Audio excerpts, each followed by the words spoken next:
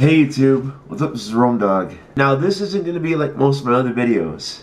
So if you want to see videos like that, tune in sometime this weekend. You'll get one of those videos. Today I wanted to talk about something that I'm passionate about being. Believe it or not, I am a diehard fan. Shocking, right?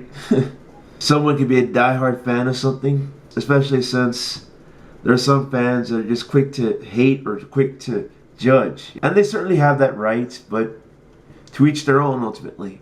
When I compare myself to being a diehard fan, I kind of compare it to people who support JaclynGlenn, the Brooklyn Nets, and in this video's case, Impact Wrestling.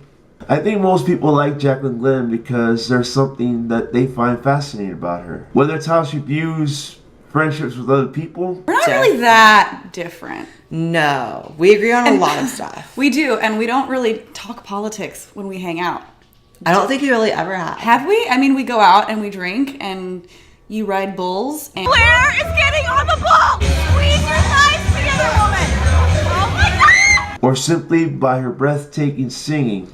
People love to watch her and will defend her from haters with so much adamance that it's unbelievable. Even though the Nets will never make it to the playoffs, I'm pretty sure most fans that go to their games go there for the love of basketball. And more importantly, the love of their Nets. I think they watch for the love of wrestling, but more importantly, that they love the product at all. And will defend it adamantly against people who think one show is bad. So hence why I'm a diehard fan. And after a while of listening to groupthink about where wrestling lies, I think it's best to just stick with a narrative that's of my own rather than a narrative that's based off somebody else. Impact last week, though there was some predictability in it, especially about who would get a briefcase, it was surprisingly impressive. Granted, there was a low light in the fact that we had to see Josh Matthews on our TV screen. But to his credit, anyone who has a Titantron with angry face emojis and thinks that he's a cool wrestler, even though most people saw him do a shooting star press at one time, I kind of get why he's there. He's a guy you simply love to hate. Minus that little low light, there were some things to enjoy about it. Ty Valkyrie versus Rosemary, though the ending was kind of weird and most people were angry about it, as I heard. If this feud is as epic as most claim it is, then why stop it at just one match?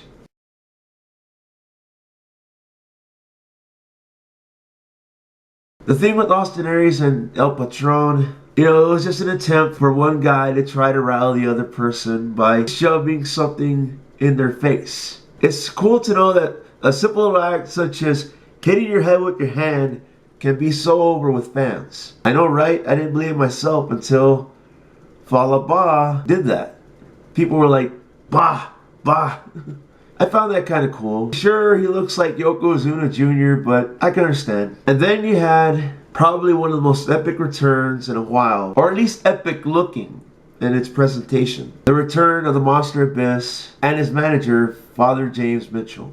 Nostalgic overload, nostalgia overload. I almost forgot. Eli Drake and Elite Mode. And here was a guy who most thought would lose to the people who were nearer to the briefcase. Your Ishimoris, your Trevor Lees, anyone who attempted to get into the ring and get that last briefcase. But no, Eli stepped it up and did a bunch of gravy trains that I promised we needed mashed potatoes. It was enjoyable, but I guess those were the few of many things that highlighted that there is some promise going forward for this company. Now, am I saying they're going to live forever? No. Because as the Outsiders once said, nothing gold can stay. But like another song says, ride till I die. And most people will ride with Impact until it fades. Just like any diehard fan would do for things they're diehards of. I'm just saying. Well guys, till next time, peace out.